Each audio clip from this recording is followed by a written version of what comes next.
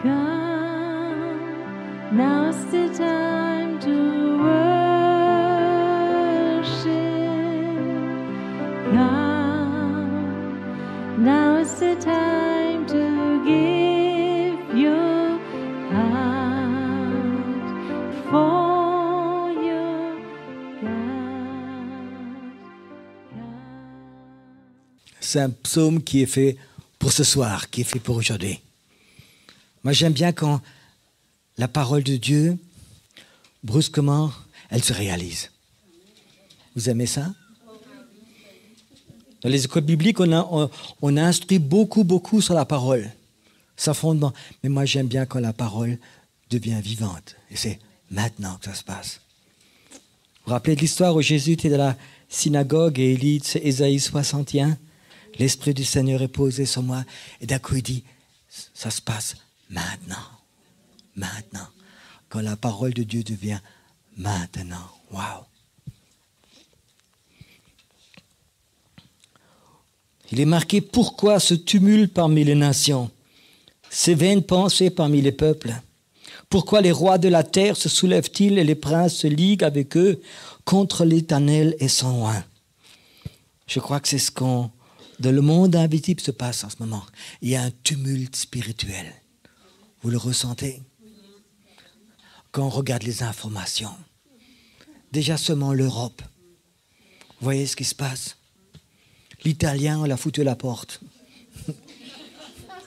Le grec, on l'a foutu à la porte. Déjà en Europe, les rois, les responsables, les chefs des banques, tous ceux qui avaient des pensées vaines, qui pensaient nous. M. Berlusconi pensait jusqu'à 85 ans qu'il allait rester le prince de l'Italie. Et plein de politiciens qui sont sur leur trône. Puis brusquement, dans le monde invisible, tout bouge. Tout ce qui était contre Jésus se ligue ensemble en ce moment une dernière fois. Et puis je sens que ces gens qui s'appelaient des rois sont en train de tomber de leur trône. Et là, il y a marqué, brisons leurs liens, délivrons-nous de leur chaîne. Et je crois que beaucoup de ces gens-là avaient influencé notre vie spirituelle aussi. Et c'est comme un temps où le peuple de Dieu se libère de ses liens, de ses rois spirituels, de ses marionnettes, de ces présidents qui ont influencé la Tunisie, l'Égypte et tous ces pays qui pensaient qu'ils seraient là à vie. Kadhafi, il était sûr qu'il serait à vie responsable pour toujours. Et ses fils allaient tout reprendre. Il pensait, je serai là toujours. Et le Seigneur commence à secouer dans le monde invisible ses trônes. Et tous ces rois, ils tombent, un après l'autre. Et libérons-nous de ces liens, de ces choses-là qu'ils ont dites. Un des derniers présidents de la Russie, un jour, il a montré une Bible. Il a dit, regardez, bientôt ce sera la dernière, on la mettra dans un musée, il n'y aura plus de Bible en Russie. En Russie, il y a plus de Bibles qu'en Europe en ce moment. Ils sont rentrés par milliers. Ils sont trompés. Il y a des gens qui l'ont cru. Des gens qui ont dit, la dernière Bible. C'était pas la parole de Dieu, c'était la parole d'un président. Libérons-nous de leurs liens, qu'est-ce qu'ils ont dit? Ce qui dit, on compte sur maman. Ce maman, c'est notre argent. Libérons-nous de leurs liens, ce qu'ils ont dit. Car celui qui siège dans les cieux rit, le Seigneur se moque d'eux. Moi, ça me fait tellement plaisir qu'à ce verset, le Seigneur sait rire. Amen.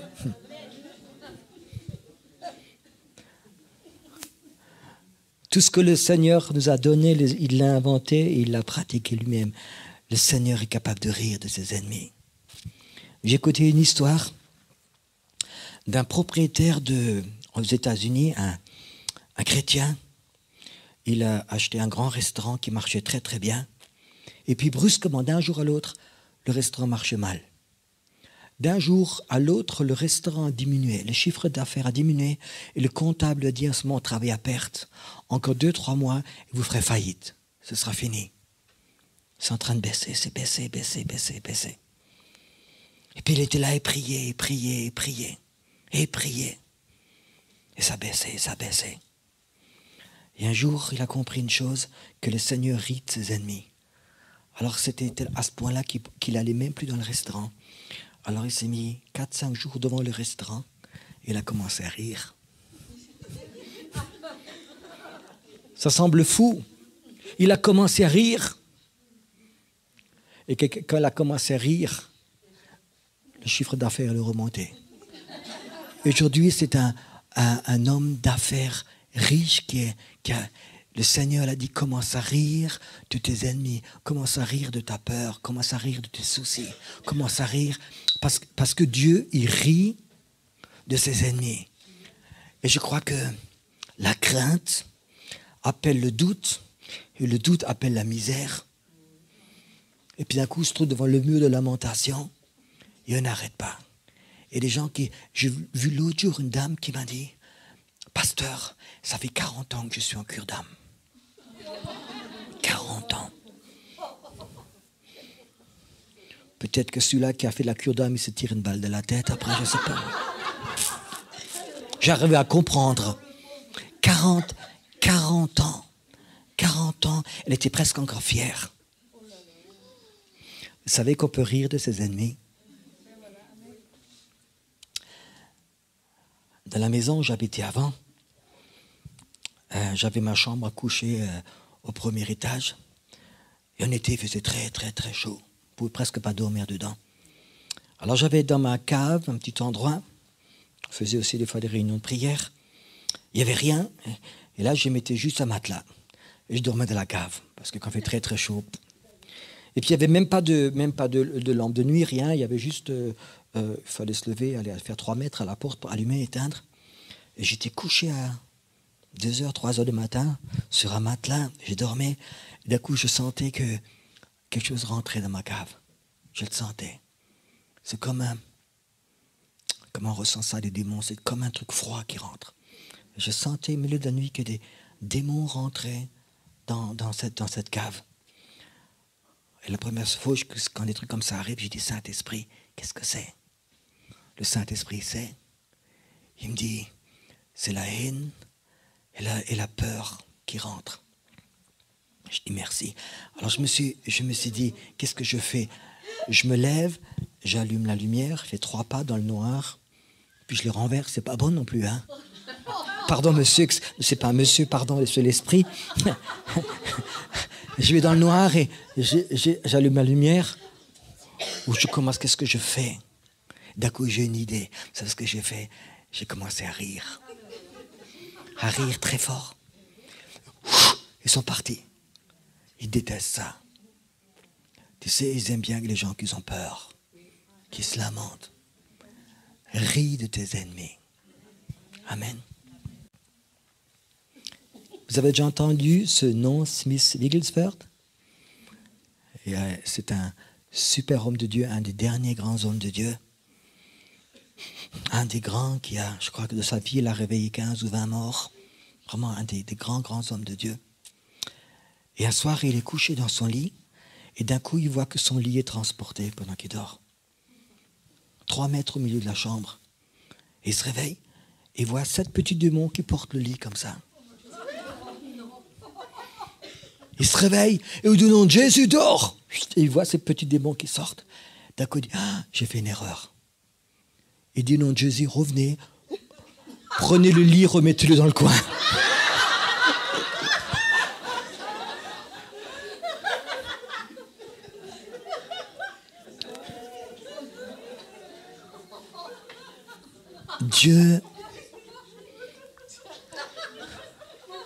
Dieu, il rit de ses ennemis.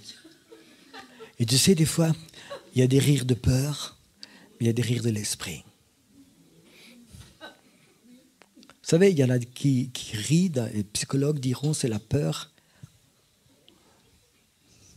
Elle traduit d'abord à sa mère, je pense, encore une fois. Il y a des gens qui rient, c'est une peur qui part d'eux. Mais il y a des gens qui rient, c'est la foi qui sort d'eux. Et les forces démoniaques, ils partent quand tu ris. Parce que Dieu, il rit de ses ennemis. Et des fois, il faut savoir rire. Il faut savoir rire. C'est comme la foi qui sort de toi. Tu sais, dans la vie, Le Saint-Esprit veut nous révéler et montrer des choses qu'il faut faire. Et je crois que c'est une qu'il faut comprendre, c'est le Saint-Esprit. Et vous n'êtes pas des photocopies, mais le Saint-Esprit veut nous montrer des choses. Il y a quelques années, le soir, à 10h, ils apportent un frère, sa femme et sa belle-sœur. Je le connaissais bien, c'était un jeune croyant, vraiment très très bien. Et il se roule par terre. Il a les doigts dans l'oreille et il crie de douleur. Mais il se roule par terre tellement il a mal. Je rentre juste d'une session de prière, je rentre chez moi à la maison, ce jeune, il se roule par terre tellement il a mal. Et je dis, Saint-Esprit, qu'est-ce que c'est? Et tout de suite, j'ai une image devant moi. Et je vois quelques femmes autour d'une petite poupée qui mettaient des aiguilles dans l'oreille. Je savais. Et je brise cet esprit de vaudou, tu sors de cet homme et tu retournes chez ces personnes qui t'ont envoyé. Ça n'a pas duré 30 secondes, il se lève, il a plus mal, et malgré du sang qui coulait. Donc ce n'est pas seulement des choses spirituelles, c'est physiquement, il y a du sang qui coulait de son oreille. Et il avait mal très très longtemps, ils l'ont amené ils ont mis presque 1 heure pour venir. Le jour d'après, ma petite fille Sarah, elle avait 1 an et demi. À 8h du soir, à 10h du soir, à la même heure, elle commence à hurler, elle met ses 2 mains sur l'oreille. Et elle crie, elle crie. Alors ma femme et moi, on a prié. Ça n'a rien servi. Alors on a chanté des chants, ça n'a rien servi. Plus d'1 heure. On était démoralisés quand tu vois un petit enfant qui crie et tu vois que c'est la sorcellerie qui touche ton propre enfant.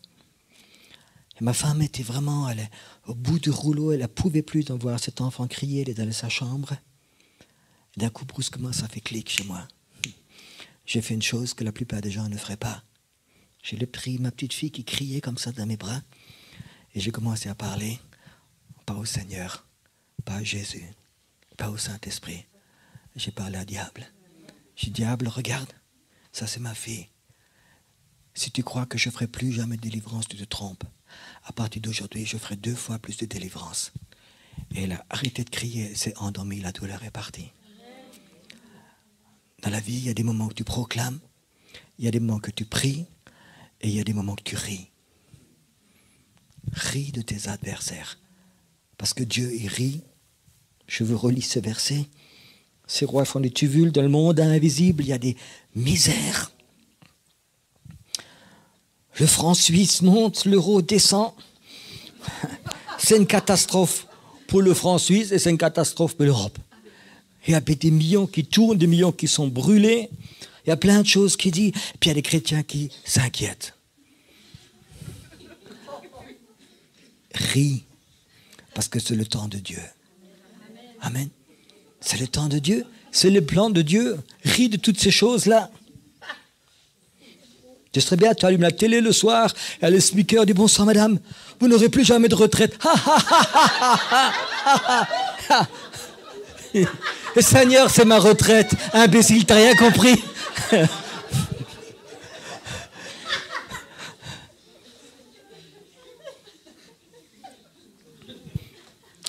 Il y a 2 ans, en Allemagne, c'était sur toute l'Europe, même sur tout le monde, on appelait ça la grippe à cochon, la grippe à porcine. Porcine. En Allemagne, on appelait ça la grippe pour cochon.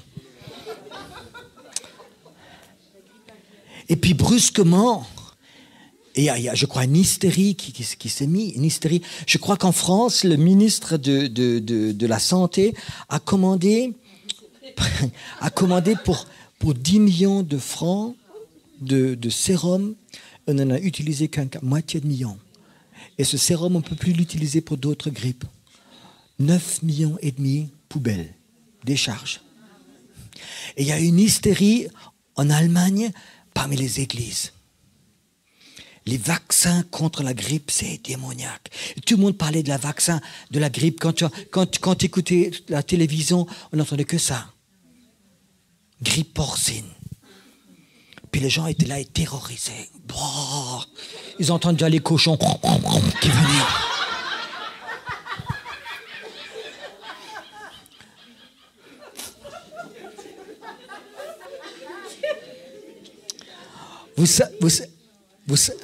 Je voudrais quand même vous dire un secret, pour ceux qui ne savent pas, le système immunitaire d'un homme quand il a peur, il descend.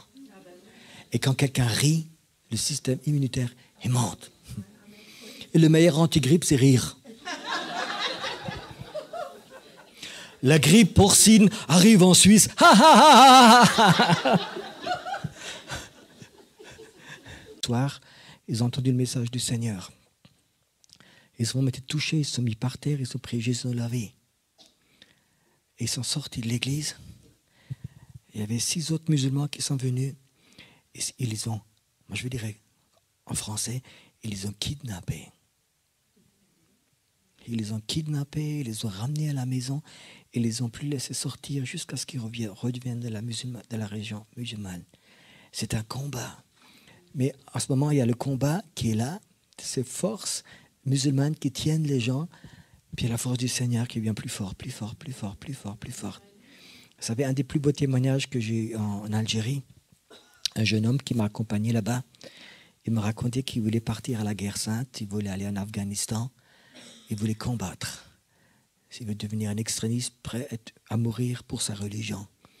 Et il était une des dernières prières, il était de la mosquée, il fait une des dernières prières. Et là, il y a Jésus qui lui apparaît dans la mosquée. Et il a dit, si tu veux, tu me donnes ta vie et tu vas me suivre, je vais t'utiliser. C'est un truc pour moi fantastique. Un autre homme que j'ai rencontré en Algérie, qui m'a conduit en voiture, il m'a raconté qu'il s'est converti chrétien. Et puis c'est des frères évangéliques qui l'ont attrapé. Alors il a fait 3 heures d'école biblique. Et c'était des évangéliques anticharismatiques. Alors il m'a raconté que c'est un anticharismatique. Et à la fin de ses 3 ans de thèse, il devait écrire un travail, un doctorat presque, que le parler en langue, c'est démoniaque. Et puis il était à la maison, il m'a raconté, puis il a écrit sa rédaction, sa thèse. Et pendant qu'il écrivait sa thèse, le Saint-Esprit est venu, il l'a baptisé. Il a commencé à parler en langue pendant qu'il écrivait sa thèse contre le parler de langue. Tu vois, et quand tu es dans ces pays, tu entends vraiment un témoignage après l'autre. C'est quelque chose de fantastique. J'ai rencontré 2 frères, ça c'est en Allemagne, qui m'a raconté, il vient d'Algérie, et puis ils sont 13 frères et sœurs à la maison, puis il y en a un qui se convertit. Et ça ne peut rien dire parce que, tu sais, on rigole beaucoup, mais dans ces pays en Algérie, j'ai vu beaucoup de jeunes qui disent on ne peut pas se marier parce qu'on ne trouve pas d'appartement, on n'a pas d'argent. On ne peut pas s'imaginer ça en Suisse, qu'on ne peut pas se marier parce qu'on n'a pas d'argent. Donc on reste chez les parents. Et c'est un jeune qui disait qu'il s'est converti à Jésus. Il a dit, mais si je le raconte à mes parents, je suis de la rue, je ne peux rien raconter. Et puis ils sont même capables, ils sont violents de me tuer. Alors il n'a rien dit. Et tous les matins, 6 heures, il se levait avant tous ses frères et sœurs. Il était à la cuisine et il lisait la Bible. Et un matin, il y a un de ses frères qui est descendu. Il ne l'avait pas vu. Et d'un coup, il voit son frère derrière lui. Il ferme la Bible. Et son frère lui dit, toi aussi, moi aussi. Et tu sais, ça vaut vraiment le coup de voir. Mahmoud m'a raconté aussi qu'en Kabylie, il y a des gens qui l'ont dit, il n'y a pas une famille où il n'y a pas au moins une personne qui s'est convertie à Jésus. Et c'est vraiment le Seigneur il travaille très très fort. Et je crois que c'est peut-être aussi bien que, peut-être tu penses, mais pourquoi lui, il vient ici en Suisse? Mais je crois qu'ici en Suisse, il a peut-être plus de chances de former des jeunes pour aller dans ces pays. Ça, c'est des fois la sagesse de Dieu qu'il faut comprendre. Vraiment de former cette chose-là.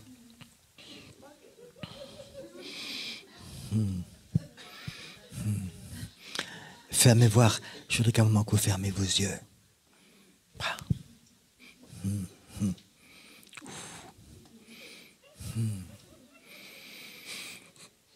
Je voudrais que tu fasses une chose que tu n'as jamais peut-être fait. Je voudrais que tu te vois prophétiquement en train de rire.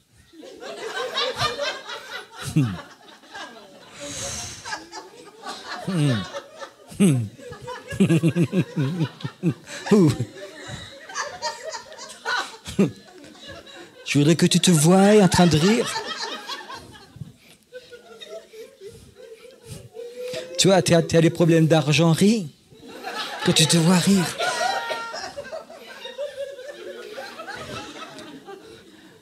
Toi, ton mari te dit, je te quitte. Alors ris. Ris.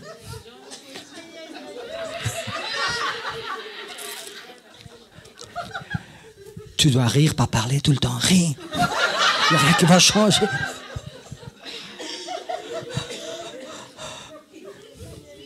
Je voudrais que tu fermes tes yeux en ce moment.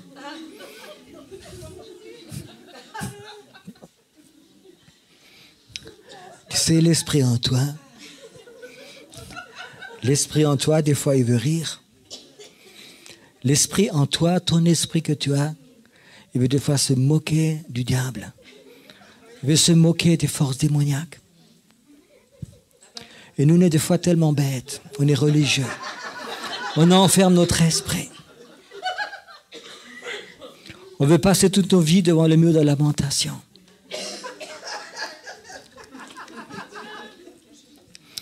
Le Seigneur dit, ris de tes ennemis.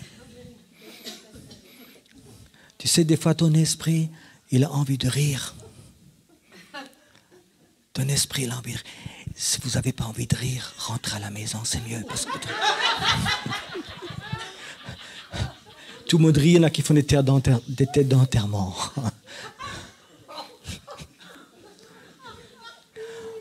Tu sais, moi je veux dire une chose, je préfère blesser le Saint-Esprit, préfère blesser des hommes que le Saint-Esprit. Et le Saint-Esprit veut nous apprendre quelque chose ce soir. C'est que ton esprit doit être capable de rire. Parce qu'un jour, tu en auras besoin. Un jour, tu verras vraiment quand le Seigneur va t'utiliser, que des forces vont se lever contre toi. Et tu vas rire. Tu vas rire.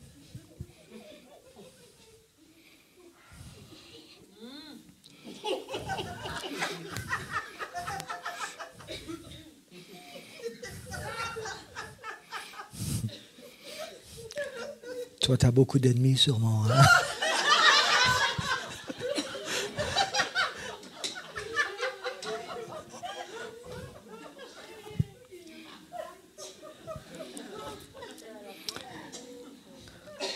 J'ai lu un livre d'histoire. Et c'était pendant la guerre en 1945. Dans le désert, dans le Sahara, il y avait l'armée allemande. Puis il y avait l'armée avec les Anglais qui étaient là. Et les Anglais, je crois qu'ils avaient 200 ou 300 chars. Et en face, les soldats d'Hitler, ils n'en avaient plus que 5 ou 6. Vous savez ce qu'ils ont fait alors? Les Allemands, ils ont eu des vieilles voitures, des vieilles Volkswagen.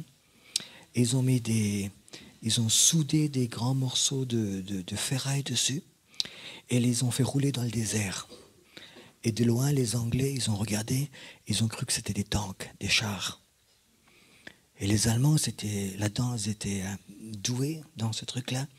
Je crois qu'ils avaient fait 600, 700 vieilles voitures qui faisaient rouler dans le désert. Ils n'avaient que 2 ou 3 chars encore, mais 600 vieilles voitures qui roulaient. Et les Anglais, quand ils voyaient ça, ils disaient, ils ont 3 fois plus de chars que nous, on ne les attaque pas. Et un jour, le général anglais, qui est un homme croyant, qui a reçu vraiment de Dieu, attaque-les.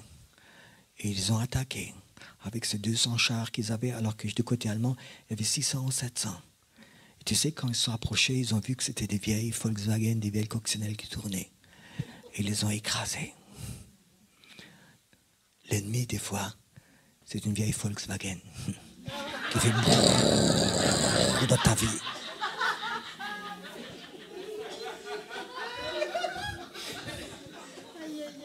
Et toi, tu ris avec ton char, tu les écrases. Amen. Des fois, j'ai l'impression qu'on s'occupe trop de démons. Et les démons, des fois, c'est comme les mouches. T'en tues une, puis les autres qui viennent à l'enterrement. Ils viennent tous. Moi aussi. Ils viennent tous à l'enterrement. Alors des fois, on s'occupe trop de petits démons de personnes. Je te dis que tu en écrases un et puis il y en a 15 qui viennent. Et tu sais, les forces démoniaques, ils aiment tellement l'attention des gens. Ils aiment tellement l'attention des gens. Ils cherchent cette attention. Et si tu leur en donnes trop, ça n'arrête pas. J'avais un jeune... Oh, ce que je vais vous raconter, c'est difficile. Je peux quand même. J'avais un jeune à l'église. Il était un peu malade psychique. Mais surtout, il avait touché à l'occulte. Et chaque fois qu'on priait pour lui, il se roulait par terre. Dans les chaises, il jetait les chaises, il criait, il se déformait. Et c'était vraiment très, très impressionnant. Et j'avais remarqué que chaque fois qu'il y avait des femmes qui priaient pour lui, il commençait à se déformer, vraiment la figure. Et puis j'avais comme l'impression qu'il faisait ça pour avoir des sentiments de valeur. Et un jour, un dimanche matin, ils sont à peine partis de l'église, il y a 2 sœurs qui me téléphonent. Pierrot, Ouvin, il s'est, qu'on appelle ça, il est tombé en transe, il crie, on ne sait plus quoi faire. Il est chez nous à la maison, et puis je dis, écoute, j'arrive à la maison. Il était assis sur une chaise, puis les 2 femmes terrorisées, Jésus. Et je le regarde, puis ça fait clic. Je dis, Ouvin, je compte jusqu'à 3. Si à 3, t'es pas normal, t'as une paire de gifles de moi.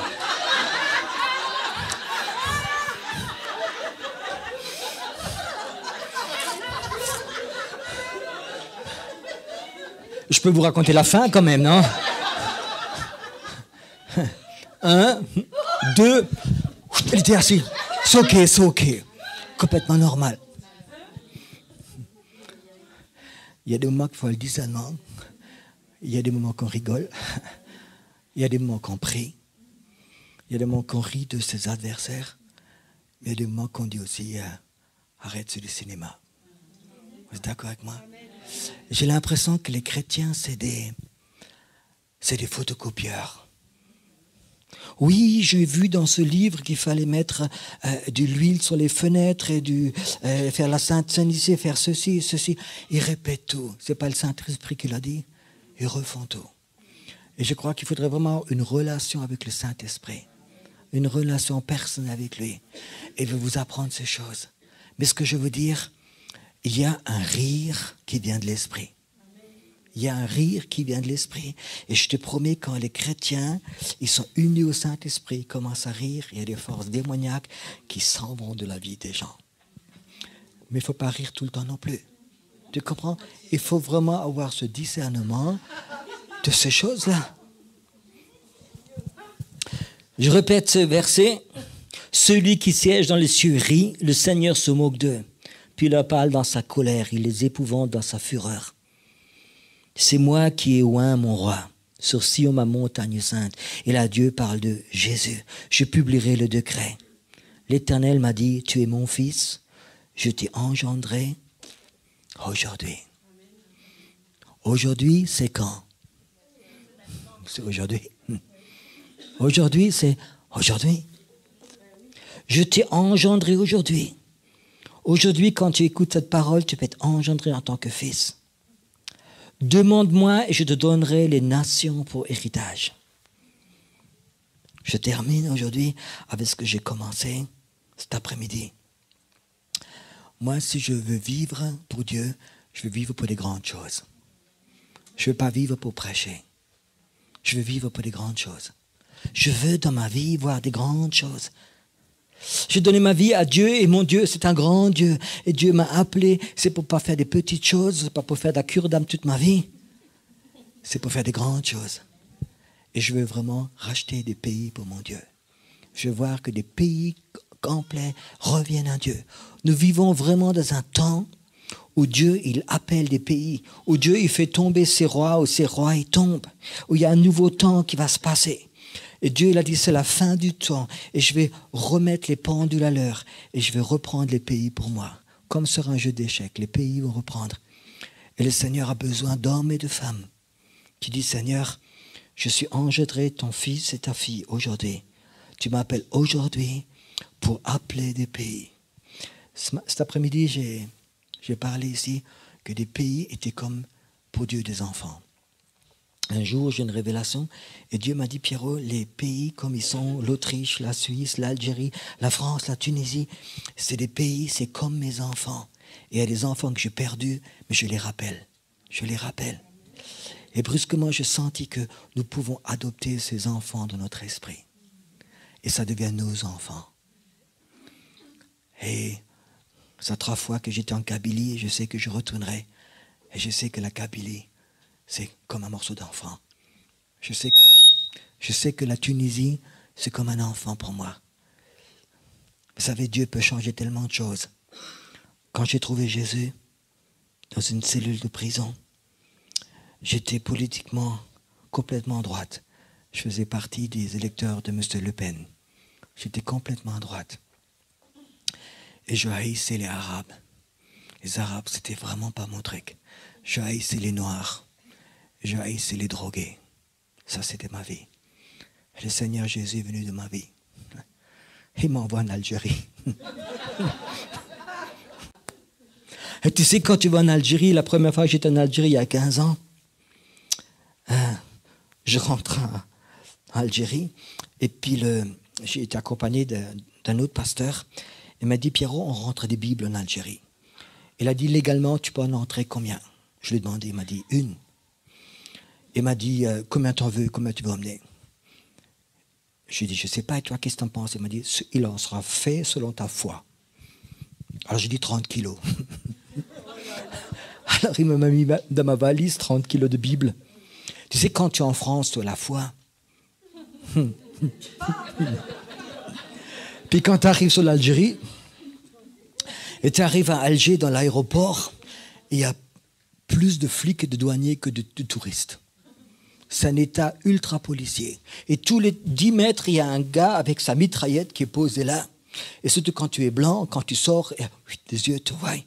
Puis il faut que tu passes quelque part avec ta valise, où ils ont ils scannent. Puis on voit quand même que c'est des livres. Hein. Alors le gars qui était avec moi me disait, ne t'inquiète pas, ils vont mettre un trait dessus parce qu'ils voient tes Bibles. Et avec 30 kilos de Bible, ça fait au moins 5 ans de tôle. C'est pas drôle, tu étais là avec tes Bibles, il scanne, puis le douanier il voit ça, et puis il a une craie blanche, et il met un truc dessus comme ça. Non. Un blanc n'amène pas des courants en Algérie. Mais un trait blanc à la craie.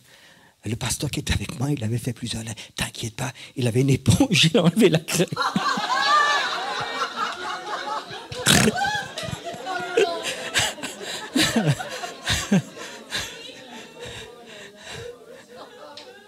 Et puis on a pris la valise, on a passé, il m'a dit, le gars qui est avec moi, surtout le douanier ne regarde pas dans leurs yeux. Regarde comme si c'était un travers. Je passais entre toute une rangée de douaniers, de policiers avec des mitraillettes, tu sais, le sourire, 30 kilos de Bible, tu le regardes comme si c'était transparent comme ça, tu passes, tu souris, tu passes. Et puis il y en a un qui me regarde drôlement, il me dit, hé vous là-bas. L'autre il me fait, ne les écoute pas. Il m'attend toujours encore.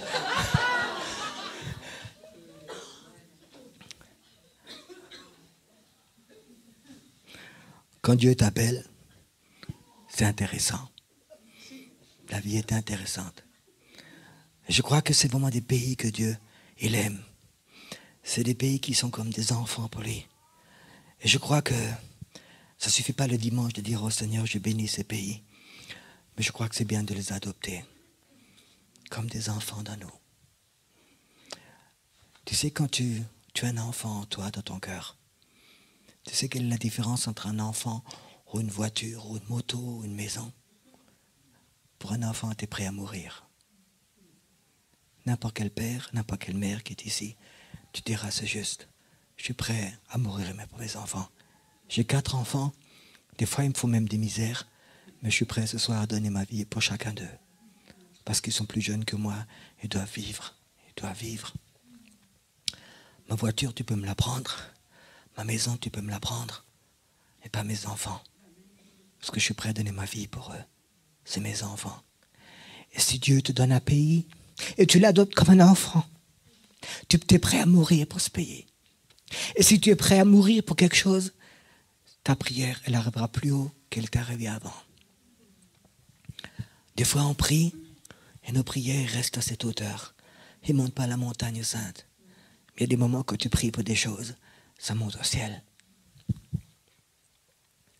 Il y a quelques années, une de mes filles, une petite fille, elle tombe dans le coma. Elle l'a mis vite à l'hôpital. Elle avait une inflammation du cerveau.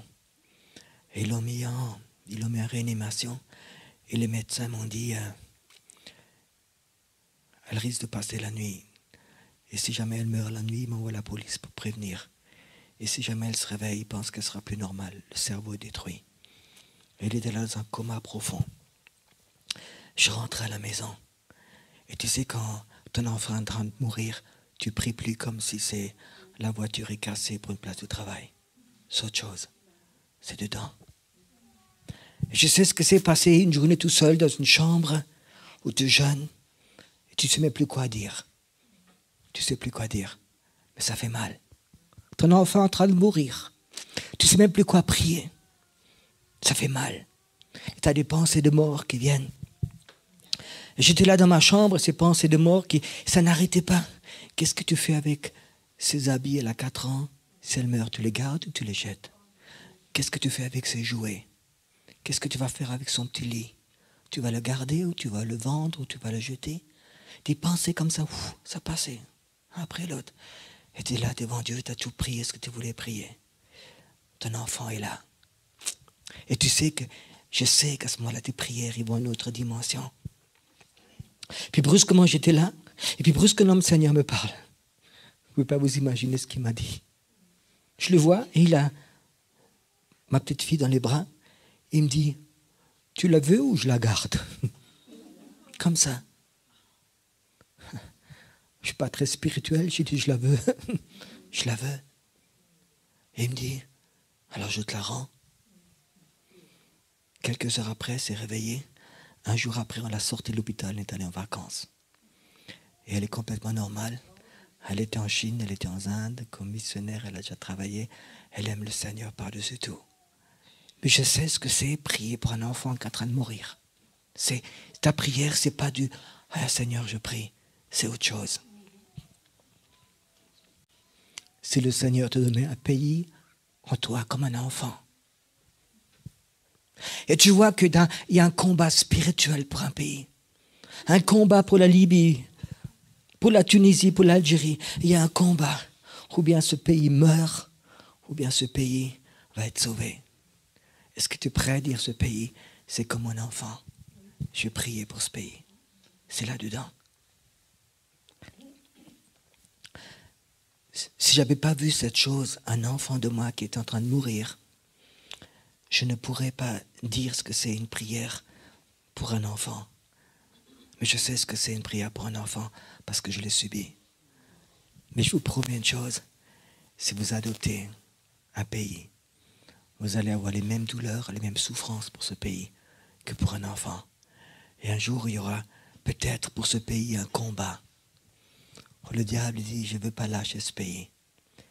Tu sais qu'il y a des pays en Afrique qui étaient presque tous chrétiens. Et puis, brusquement, il y a eu des génocides. Les missionnaires ils ont été renvoyés en France, dans d'autres pays. Et des milliers de millions de gens ont été tués. Et les forces de ténèbres, ils ont repris ce pays. Pourquoi? Peut-être parce qu'il n'y avait pas assez de gens qui avaient adopté ce pays. Je vous promets une chose, ce n'est pas gagné à l'avance. Ce n'est pas un jeu.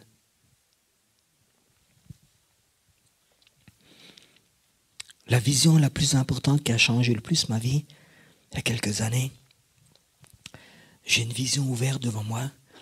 Ça dure au moins 10 minutes. Et je voyais Dieu à une table, et le diable assis à une table, et il joue aux échecs.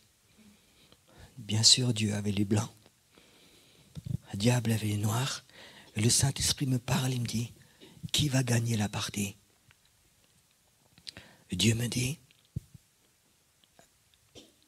moi je dis au Saint-Esprit, bien sûr que Dieu c'est le meilleur joueur d'échecs.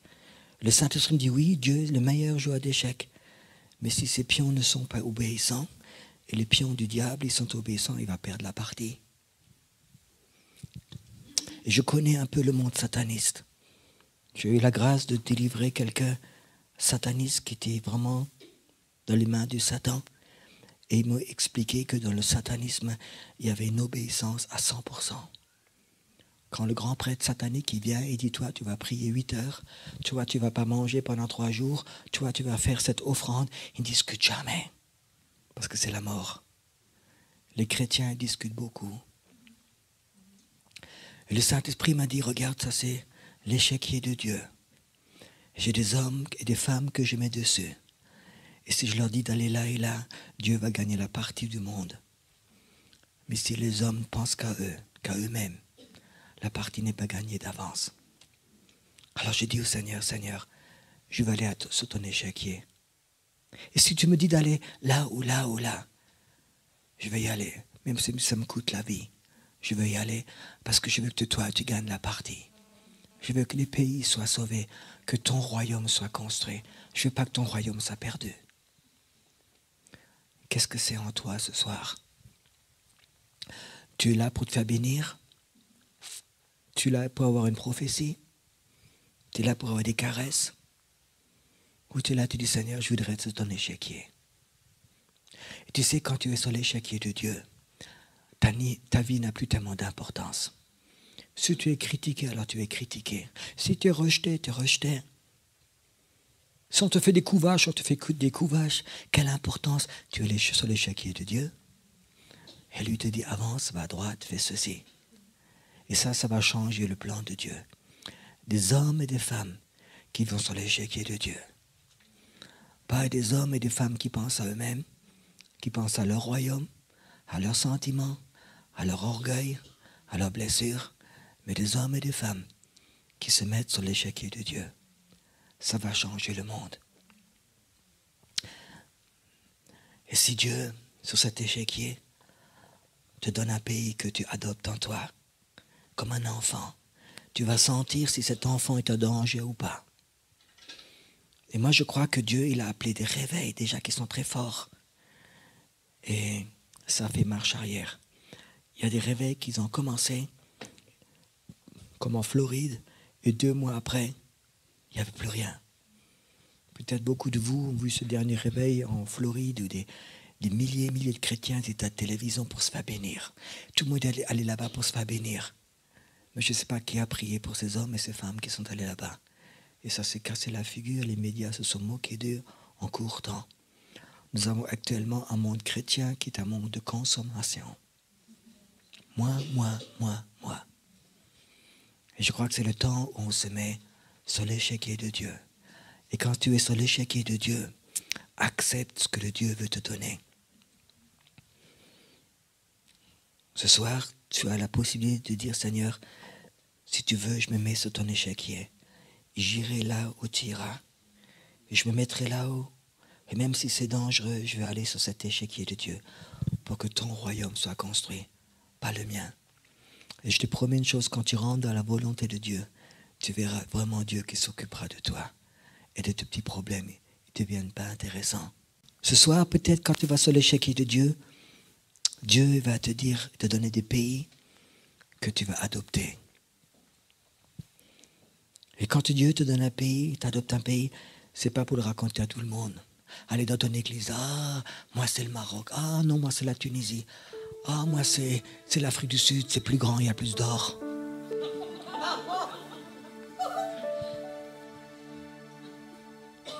C'est le Seigneur te donne un pays, un enfant, c'est en toi.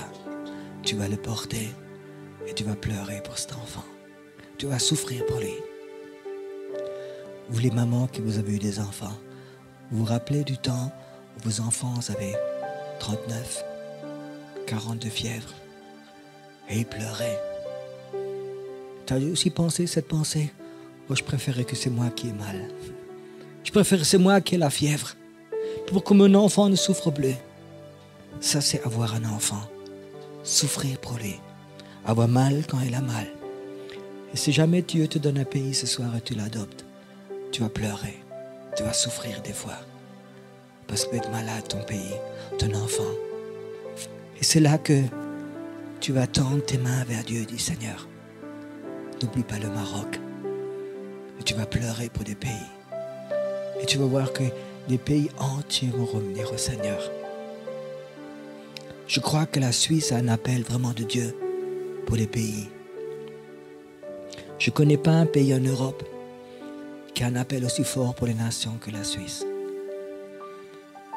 Puis il y a des gens qui m'ont dit, oui, la Suisse a un appel pour les nations parce que la Suisse est riche.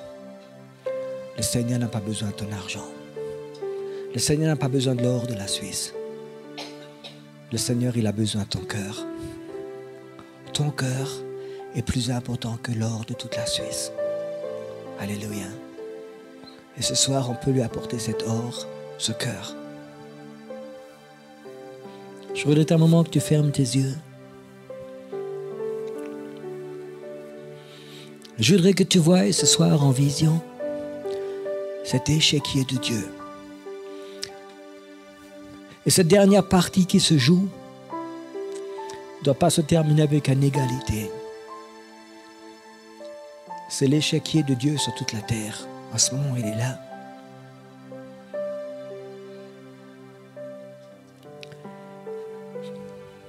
Est-ce que tu veux monter sur cet échiquier de Dieu et dire, Seigneur, ma vie t'appartient. Tu peux m'utiliser comme tu veux. Ma vie t'appartient. Si tu as besoin de moi, Seigneur, je suis là. Je te donne tout. Mes pensées, mon cœur, mes mains, ma vie. Si tu as besoin de moi, tu m'appelles. Je serai là. J'irai où tu iras. J'irai là où tu me diras d'aller. Je prierai pour les choses que toi, tu me diras de prier. Je ne prierai même plus pour moi. C'est ton problème, Seigneur. Je priais pour ton royaume.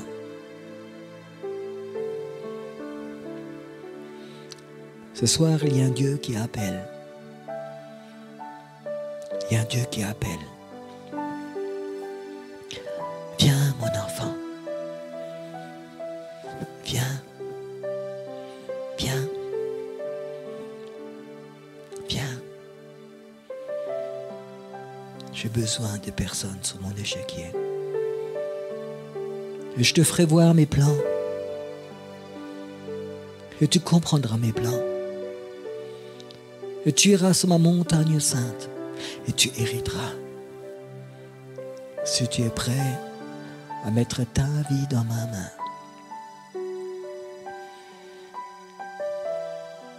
C'est autre chose que d'être chrétien, que d'aller dans une église. Si dis, Seigneur, je mets ma vie dans ta main. Je ne cherche pas à être béni, mais je veux construire le royaume de Dieu. Je veux construire le royaume de Dieu. Je veux construire le royaume de Dieu. Le royaume de Dieu.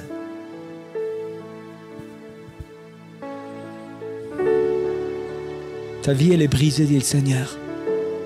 Tu es comme un roseau courbé. Tu es comme une bougie qui est en train de s'éteindre. Mais je vais te rallumer. Je vais te redresser. Toi qui es rentré ce soir comme un roseau brisé. Toi qui es rentré ce soir comme une bougie qui est en train de s'éteindre. Je t'appelle. Je vais te redresser.